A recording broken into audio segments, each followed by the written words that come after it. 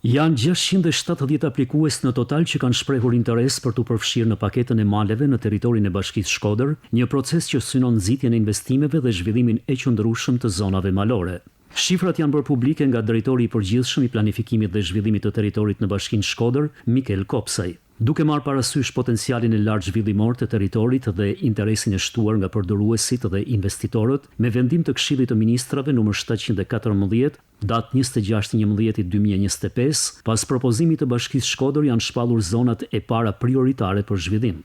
Për sa i përket paketin e maleve në Bashkinë Shkodër ka një interes të lartë në aplikime, janë afërsisht 670 aplikues për paketin e maleve. Kjo kuptohet edhe në potencialin e jashtëzakonshëm që ka Bashkia Shkodër.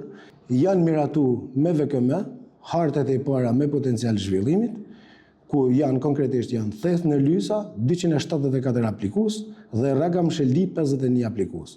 Gjithashtu Bashkia Shkodër ka dorëzuar dhe hartat e tjera me potencial zhvillimit, ku konkretisht janë Shal, Shosh, Pult dhe Postrit. Edhe në këtë zona kemi një numër të lartë të interesuar për paketin e maleve, afërsisht 150 aplikime.